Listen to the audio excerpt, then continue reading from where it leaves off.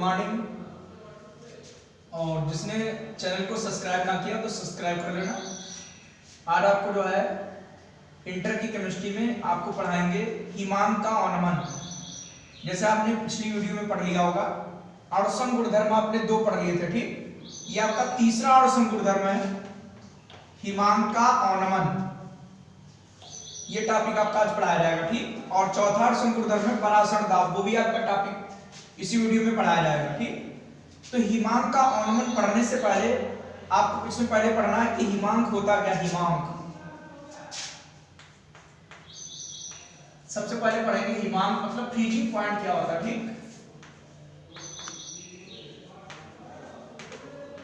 सबसे पहले इसमें पढ़ेंगे आप लोग फ्रीजिंग पॉइंट, हिमांक क्या होता है। और फिर जानेंगे हिमांक का अवनमन मतलब हिमांक में कमी। अवनमन मतलब होता है घटना। तो हिमांक क्या होता है कि वह ताप जिस पर द्रव और ठोस दोनों अवस्थाओं के वाष्पदाब बराबर हो जाते हैं उसे कहते हैं हिमांक। अर्थात कोई द्रव जमना जब प्रारंभ करता है, जब उसका और ठोस अवस्था दोनों अवस्थाओं के वाष्पदाब बराबर हो जाते हैं, ठीक, तो उसको कहते हैं हम हिमांक कहते हैं, ठीक, फ्रीजिंग पॉइंट कहते हैं। अब बात आती वही कि हिमांक का अवनमन क्या है। ये आपने फ्रीजिंग पॉइंट पढ़ लिया कि किसी द्रव का क्वथनांक किसी द्रव का हिमांक वह ताप है जिस पर द्रव और ठोस दोनों अवस्थाओं के वाष्पदाब बराबर हो जाते हैं, हिमांक कहलाता है। अब आप लोग पढ़ेंगे हिमांक का अवनमन मतलब हिमांक में कमी।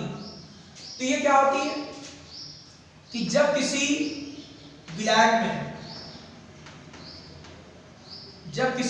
में कोई अवाष्पशील विलेय पदार्थ भरा जाता है। इसके बारे में आपको बताया था, हमने पिछली वीडियो में बता चुके हैं कि क्या होते हैं कि जब किसी विलायक में कोई अवाष्पशील विलेय पदार्थ भरा जाता है तो हिमांक में कमी आ जाती है, या हिमांक में जो कमी आती है उसे कहते हैं क्या हम हिमांक का अवनमन। हिमांक का क्या कहते हैं, अवनमन कहते हैं, ठीक। जैसे एग्जांपल देखिए, जैसे आपका जल है, इसका जो हिमांक है वो 0 डिग्री सेल्सियस या इसे ले सकते हैं 273 केल्विन है। ये जल है आपका विलायक, और हमने कोई अवाष्पशील विलेय पदार्थ मिला दिया और हमारा बन गया विलयन। और उस विलयन का जो बॉइलिंग पॉइंट है मान लिया -4 डिग्री सेल्सियस हो गया, ठीक, -4 डिग्री सेल्सियस हो गया, या आप ले सकते हो 269 केल्विन हो गया, ठीक। तो हिमांक में कमी कैसे निकालोगे। इसमें हिमांक में कमी कैसे निकालोगे, इससे इसको आप घटा देंगे, 0 से -4 घटा दिया तो आपका 4 डिग्री सेल्सियस की कमी आ गई। और ऐसे ये भी इसको घटा दोगे तो 4 केल्विन की कमी आ गई। तो क्या आपको बता चुके हैं कि तापांतर डिग्री सेल्सियस और केल्विन बराबर होते हैं। तापांतर बता रहे हैं आपको, तापों में अंतर केल्विन और डिग्री सेल्सियस हमेशा बराबर होते हैं, ठीक। समझ रहे हो कि नहीं। तो ये आ गई कमी, इसे बोलते हैं हिमांक का अवनमन। क्या बोलते हैं, हिमांक का अवनमन। तो एक बार फिर परिभाषा समझ लीजिएगा और फिर बताते हैं कि हिमांक में अवनमन क्यों होता है, ये भी आप जानेंगे, ठीक, कारण सहित इसमें जानेंगे। फिर एक बार ध्यान दीजिएगा कि जब किसी विलायक में कोई अवाष्पशील विलेय पदार्थ घोला जाता है तो हिमांक में होने वाली कमी को कहते हैं हिमांक का अवनमन। हिमांक का अवनमन कहते हैं, ठीक। अब इसको लिखवाएंगे भी, परिभाषा में लिखवाएंगे। तो हिमांक का अवनमन बराबर क्या हुआ, यहां बताओ कि शुद्ध विलायक का हिमांक, भाई शुद्ध विलायक का हिमांक आएगा यहां पर देखो, ये शुद्ध विलायक है क्योंकि इससे घटाओगे। जैसे आपके पास 100 रुपए हो और 90 रहना है तो बताओ किससे घटाओगे, आप इस वाले से घटाओगे। नेक्स्ट पिछली वीडियो में आपने पढ़ा था क्वथनांक का उन्नयन, जैसे 100 डिग्री सेल्सियस था और आपका 110 मान लो हो गया। जैसे 100 रुपए आपके पास हो 110 हो जाए तो कैसे घटाओगे, इस वाले से आप ये घटाएंगे, ठीक। और कमी है तो इस वाले से घटाएंगे। तो यहां पर हिमांक का ऑर्नमन बराबर क्या आएगा बताओ? हिमांक का ऑर्नमन आएगा शुद्ध विलायक का हिमांक, शुद्ध विलायक का हिमांक माइनस अवाष्पशील विलेय पदार्थ द्वारा, अवाष्पशील विलेय पदार्थ द्वारा बने विलयन का हिमांक। ठीक है, शुद्ध विलायक का हिमांक माइनस अवाष्पशील विलेय पदार्थ द्वारा बने विलयन का हिमांक। कल आपने पढ़ा था क्वथनांक का उन्नयन, उसमें उल्टा था ये फॉर्मूला, उसमें था अवाष्पशील विलेय पदार्थ द्वारा बने विलयन का क्वथनांक पढ़ा था और शुद्ध विलायक का क्वथनांक। ये कमी है तो ऐसे घटाएंगे, इसको लिखते हैं डेल्टा टीएफ, एफ मतलब फ्रीजिंग पॉइंट, और शुद्ध है तो इसे लिखेंगे टीएफ नॉट, नॉट मतलब विलेय नहीं है, और वो क्या आएगा आपका टीएफ। तो ये फार्मूला आपका हो गया। ठीक, बस क्वेश्चन आएगी नहीं। अब आप हिमांक की परिभाषा आपको लिखाएंगे, उसके बाद हिमांक के ऑर्नमन की परिभाषा लिखाएंगे, फिर सूत्र लिखोगे, फिर इसका रीजन बताएंगे। ठीक, तो हेडिंग डाल लीजिएगा सभी लोग। थर्ड आपका टॉपिक था संगुणधर्म हिमांक का ऑर्नमन, ये बीच में डालना है हेडिंग, और साइड में हेडिंग डालेंगे आप लोग हिमांक फ्रीजिंग पॉइंट। फ्रीजिंग पॉइंट लिखिए, वह ताप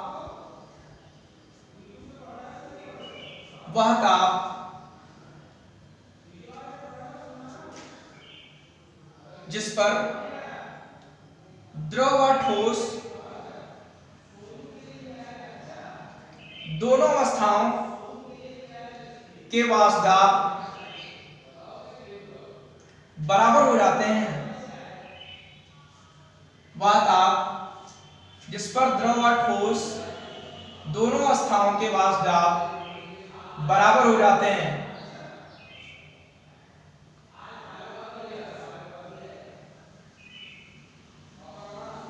हिमांक कहलाता है।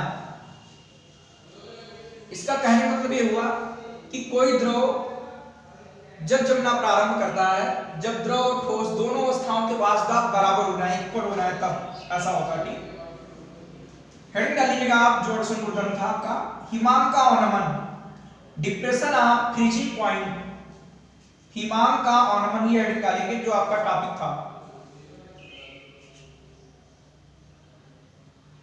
लिखो, जब किसी विलायक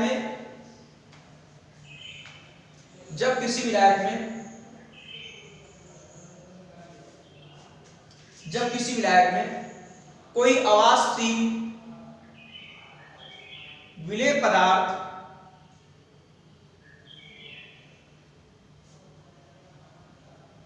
घोला रहता है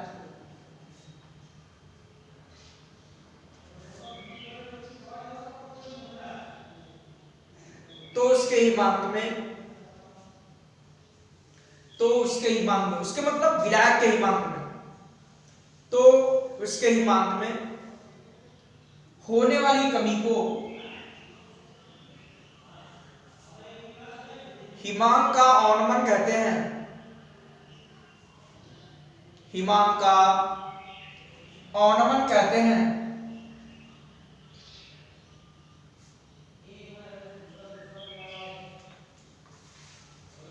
इसे डेल्टा टीएफ से प्रदर्शित करते हैं।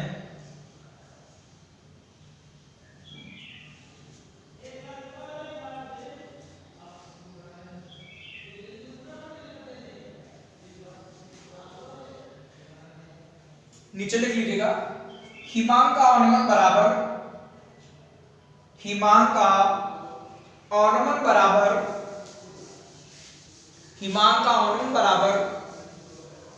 शुद्ध विलायक का हिमांक, शुद्ध विलायक का हिमांक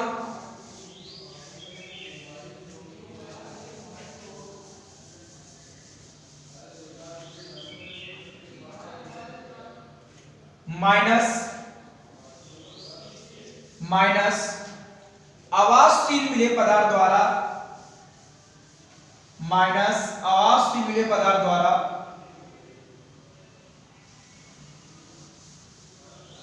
बने विलयन का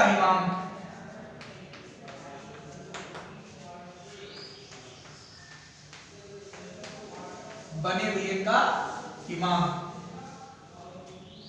उसके नीचे आप ये फार्मूला नोट कर लीजिएगा।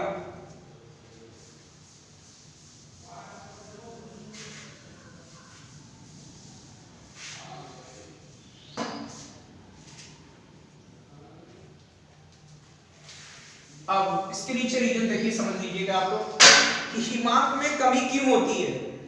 तो आपको मैं बताया कि जब किसी शुद्ध विलायक में कोई आवास में विलेय पदार्थ घोला रहता है तो क्या होता है, आपने पीछे पढ़ा होगा पिछली वीडियो में कि वाष्पदाब में कुछ कमियां आती है।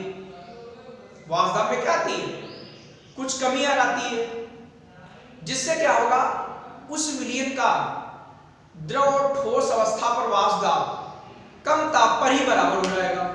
इस कारण हिमांक में कमियां आती है। जैसे उधर क्या था, क्वथनांक में वृद्धि हो रही थी तो हमको वाष्पदाब जब कम हो गया था तो उसका वाष्पदाब वायुमंडलीय दाब बराबर करने के लिए हमें अधिक ऊष्मा की आवश्यकता हो रही थी, इसीलिए क्वथनांक में वृद्धि हो रही थी। इसमें वाष्पदाब कम हो गया तो कम ताप पर ही द्रव और ठोस दोनों अवस्थाओं के वाष्पदाब बराबर हो जाएंगे, इसीलिए इसमें कम ताप पर बराबर हो जाएंगे। तो इसीलिए क्या हो गया, हिमांक में क्या हो गया, कमी हो जाती है। ठीक, क्वथनांक में उधर वृद्धि हो रही थी और इसमें हिमांक में क्या हो रही है, कमी हो रही है। तो आप नई लाइन से लिख लीजिए, जब किसी विलायक में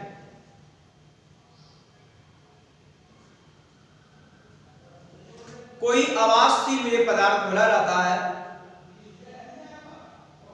कोई आवासशील विलेय पदार्थ घोला रहता है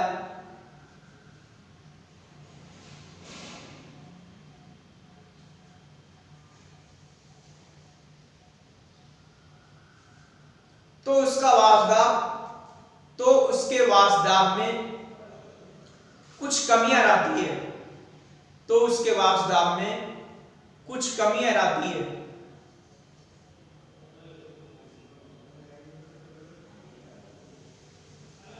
जिस कारण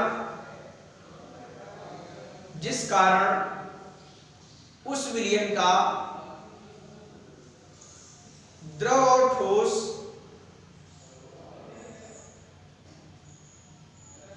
दोनों अवस्थाओं का वाष्पदाब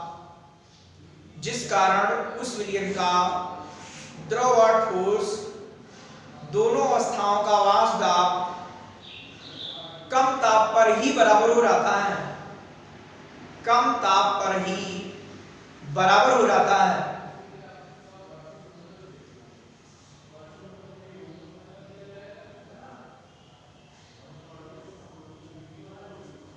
इस कारण हिमांक में अवनमन या कमी होती है।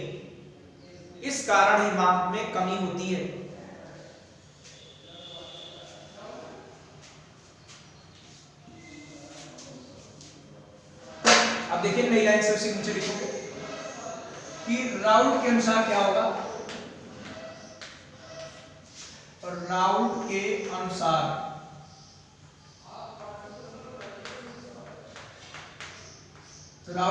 क्या होगा कि डेल्टा टीएफ समानुपाती मोललता,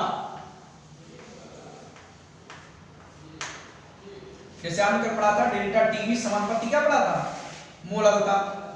ठीक है, क्योंकि आपने पढ़ा था पीछे अड़ुसन गुणधर्म परिभाषा पढ़िए कि जो अड़ुसन गुणधर्म है वो विलेय के कणों की संख्या या अणुओं की संख्या पर निर्भर करते हैं। ठीक है, और इसमें चीज होती है मोललता में।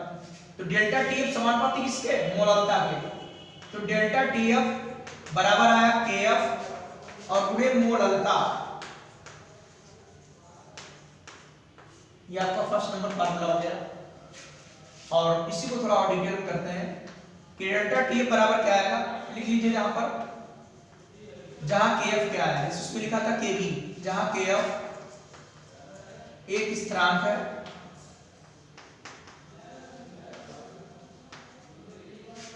जिसे विलायक का मोलल अवनमन स्थिरांक अवनमन स्थिरांक कहते हैं। ठीक, कल पढ़ा था विलायक का मोलल उन्नयन स्थिरांक, ये मोलल अवनमन स्थिरांक कहते हैं। ठीक, ये मान कांस्टेंट होता है क्योंकि ये विलायक की प्रकृति पर निर्भर करता है, विलायक की मात्रा पर निर्भर नहीं करता। ठीक, इसीलिए डेल्टा टीएफ बराबर केएफ गुणे विलेय के मोल, मोललता आपने पढ़ी है, विलेय के मोल नीचे क्या आएगा, विलायक का द्रव्यमान केजी में पढ़ा है, विलायक का द्रव्यमान ग्राम में अगर लिख दे तो गुणे में हरारा जाएगा। ठीक, आपका आ गया केएफ बराबर मोल बराबर क्या होता है, द्रव्यमान बटे भार, ये द्रव्यमान है, गुणे में 1000 है। आपका डेल्टा टीएफ बराबर हो गया केएफ और 1000 से मल्टीप्लाई है, डब्ल्यू आर आएगा, अपान में आएगा स्मॉल एम कैपिटल डब्ल्यू। आपका बन गया डेल्टा टीएफ बराबर 1000 KF small W small M capital W. ये आ गया हिमांक का अवनमन और केएफ में संबंध। अगर पूछ देते तो लिख सकते हो। ठीक, आप लोग एक बार फिर ध्यान दीजिएगा, जैसे क्वथनांक का उन्नयन पढ़ा था वैसे हिमांक का अवनमन भी उसी प्रकार से ही है। तो डेल्टा टीएफ समानुपाती मोललता, डेल्टा टीएफ बराबर केएफ गुणे मोललता नंबर 1, जहां केएफ एक स्थिरांक है जिसे विलायक का मोलल अवनमन स्थिरांक कहते हैं। ठीक, डेल्टा टीएफ बराबर केएफ गुणे विलेय के मोल, नीचे विलायक का द्रव्यमान ग्राम में, गुणे में 1000। मोल बराबर क्या होता है, द्रव्यमान बटे भार, ये कैपिटल डब्ल्यू गुणे में 1000, केएफ आ गया। इसकी मल्टीप्लाई करा देंगे, सूत्र आ जाएगा। ठीक है, यहां डेल्टा टीएफ क्या है, डेल्टा टीएफ जहां डेल्टा टीएफ हिमांक का अवनमन, इसे आप लोग नोट कर लीजिएगा, हिमांक का अवनमन, केएफ ये लिखा हुआ है, विलायक का मोलल अवनमन स्थिरांक है, स्मॉल डब्ल्यू विलेय का द्रव्यमान ग्राम में, स्मॉल एम विलेय का भार,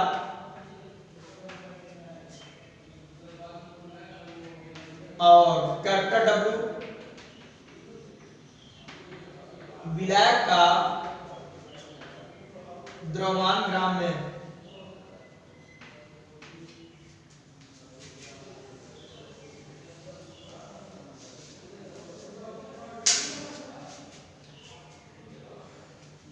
तो एक बार फिर से समझ रहे हैं आप लोग, ये सूत्र बन गया, इसका मोललता का आपने फार्मूला लगा दिया, इसकी मल्टीप्लाई करा दी, ये हमारा सूत्र बन गया। इस पर न्यूमेरिकल आता है, आपका 2 नंबर में इससे भी न्यूमेरिकल आता रहता है। ये हिमांक का अवनमन है, ये विलेय का द्रव्यमान है, ये विलेय का भार है, ये विलायक का आपका द्रव्यमान है, और ये केएफ आप जानते हो क्या है, विलायक का मोलल अवनमन स्थिरांक है। ठीक, ये संबंध हो गया उसी के नीचे। अब आप लोग हेडिंग डालेंगे मोलल अवनमन स्थिरांक, मोलल अवनमन स्थिरांक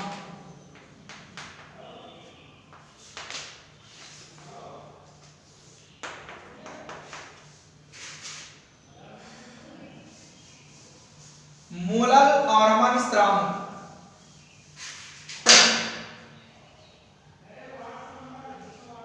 देखो ये सूत्र इसी से हम इसकी परिभाषा निकालेंगे। यह आपका KF है, स्मॉल w है, स्मॉल m है, कैपिटल W है। आप इसी से देखो निकालेंगे कि कैपिटल W बराबर अगर 1000 हो रहा है, क्या हो रहा है 1000 ग्राम, तो भैया 1000 खत्म। और विलय के मोल, ये मोल होता है द्रव्यमान बटे भार, 1 मोल हो रहा है तो ये भी गायब। बताओ क्या आएगा, डेल्टा TF बराबर आ रहेगा आपका KF, आ रहेगा कि हिमांक में जो कमी होगी वो कहलाएगा इसका मोलर अवनमन स्थिरांक। क्या कहलाएगा, मोलर अवनमन स्थिरांक। परिभाषा बन गई। जैसे मोलर उन्नयन स्थिरांक की परिभाषा थी, ऐसी मोलर अवनमन स्थिरांक की परिभाषा बन गई कि किसी विलायक के 1000 ग्राम में, किसी विलायक के 1000 ग्राम में किसी अवाष्पशील वैद्युत अनघट, वाष्पशील नहीं होना चाहिए नहीं तो इसमें विचलन होगा, तो वाटा फैक्टर आई चलता है। और वैद्युत अनघट हो, दो बातें याद रखना, विलेय पदार्थ कैसा हो। ये राउंड की में सीमाएं पड़ी हैं। वैद्युत अनघट, सॉरी वैद्युत अपघट, वैद्युत अपघट पदार्थ हो वही वाटा फैक्टर आई लगेगा इसमें, चिल्लाता सब। तो विलेय पदार्थ ऐसा हो, अवाष्पशील हो, वैद्युत अनघट विलेय पदार्थ हो। ये चीज ध्यान रखना दोनों परिभाषाओं में, पीछे की भी इसमें भी, कि किसी विलायक के 1000 ग्राम में, किसी विलायक के 1000 ग्राम में अवाष्पशील वैद्युत अनघट का, अवाष्पशील वैद्युत अनघट का 1 मोल घोलने पर, भाई 1 मोल घोल दिया, उसके हिमांक में होने वाली कमी को विलायक का मोलर अवनमन स्थिरांक कहते हैं। ठीक, परिभाषा सबको सुनाई। किसी विलायक के 1000 ग्राम में कोई अवाष्पशील वैद्युत अनघट का 1 मोल घोलने पर उसके हिमांक में होने वाली कमी को मोलर अवनमन स्थिरांक कहते हैं। ठीक, आपको जो है इससे क्लियर हो गया, बात को समझ नहीं। तो देखो इसको परिभाषा में लिखा रहे हैं, पहले सूत्र समझ लीजिए। डेल्टा TF 1000 गुणे KF small w small m capital W। इससे आप निकालें KF, के बराबर क्या आएगा, डेल्टा TF गुणे small m capital W button क्या आएगा 1000 और स्मॉल w। ये आपका निकला मोलर अवनमन स्थिरांक, इससे निकाला। इसका मात्रक क्या आएगा, KF का मात्रक, KF का मात्रक आएगा केल्विन, ये केल्विन है, W बटे 1000, ग्राम बटे 1000 आपका आ गया किलोग्राम, केल्विन किलो आ गया, और ये मोल का उल्टा हो गया मोल इनवर्स। या ऐसे भी लिख सकते हो, डेल्टा TF बराबर KF गुणे मोललता। तो इसका मतलब क्या हुआ, KF निकालेंगे तो ये बटे में आ जाएगा क्या, केल्विन और मोलर इनवर्स। तो इसका मतलब क्या आ जाएगा केल्विन और मोलर इनवर्स, ये मात्रक भी होता है। ठीक, तो आप इसकी परिभाषा लिखिए सभी लोग। किसी विलायक के 1000 ग्राम, 1000 कट जाएगा। ठीक, इसीलिए किसी विलायक के 1000 ग्राम में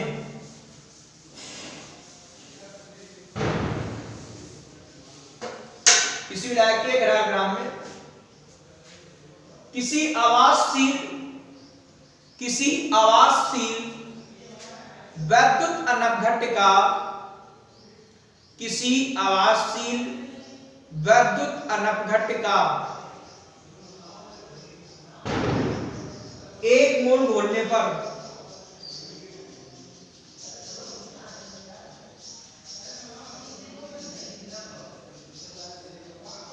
उसके हिमांक में होने वाली कमी को, उसके हिमांक में होने वाली कमी को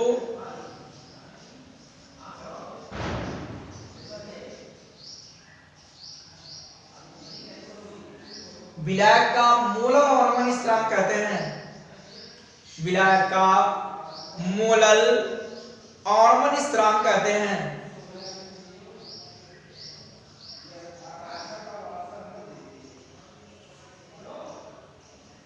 एक बार फिर ध्यान दीजिए आप लोग कि किसी विलायक के 1000 ग्राम में, किसी विलायक के 1000 ग्राम में किसी अवाष्पशील वैद्युत घटक का 1 मोल घोलने पर उसके हिमांक में होने वाली कमी को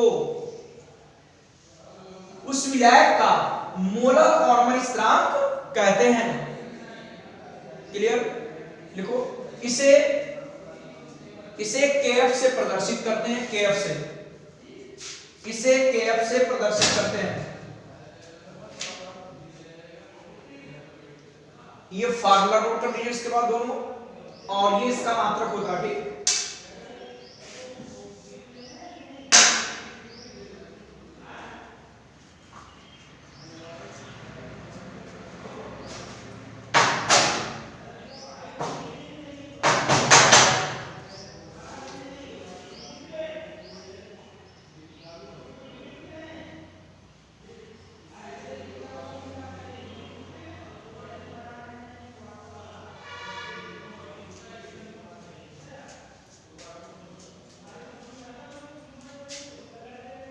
नोट कर लीजिएगा। और कोई समस्या आप लोग कमेंट्स में लिखकर भेजा करो। ठीक, कमेंट्स में लिखकर भेजिए। अगर वीडियो लाइक लगता तो लाइक कर दिया करो। सब्सक्राइब तो आपको करना है, सब्सक्राइब सभी लोग कर लेंगे। ठीक, वीडियो अगर आपको अच्छा लगता है तो उसमें लाइक कर दिया करो। सब्सक्राइब करने से क्या होगा, जैसे ही हमारे वीडियो आपके अपलोड होंगे आपको मैसेज आपको मिल जाएगा बहुत जल्दी से। ठीक, ढूंढने में आपको दिक्कत नहीं होगी।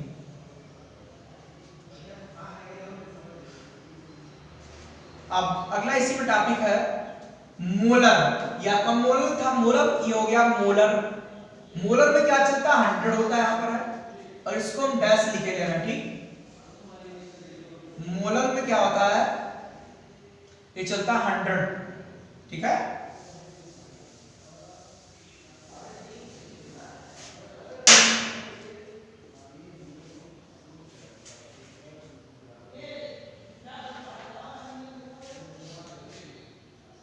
ठीक है।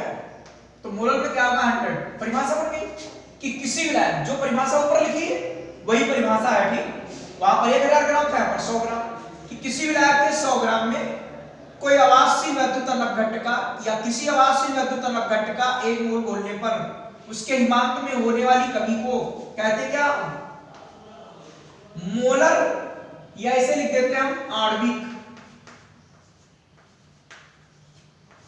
ऑर्मन स्थिरांक कहते हैं। ठीक, लिखिए इसकी परिभाषा उसी तरीके से बिल्कुल। किसी विलायक के 100 ग्राम में, किसी विलायक के 100 ग्राम में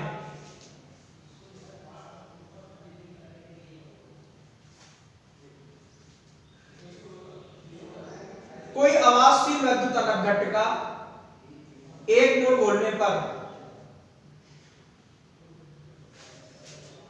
वैद्युत घटक का 1 मोल घोलने पर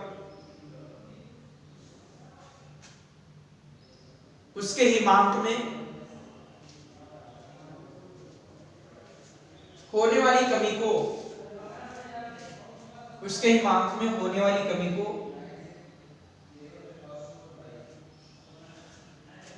उस विलायक का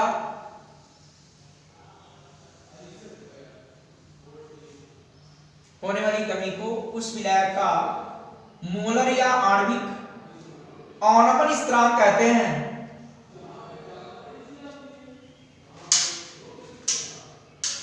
और ये फार्मूला आप लोग नोट कर लीजिएगा, इसे लिख लो चाहे इसे Kf डैश से प्रदर्शित करते हैं। ये फार्मूला नोट कर लीजिए आप लोग।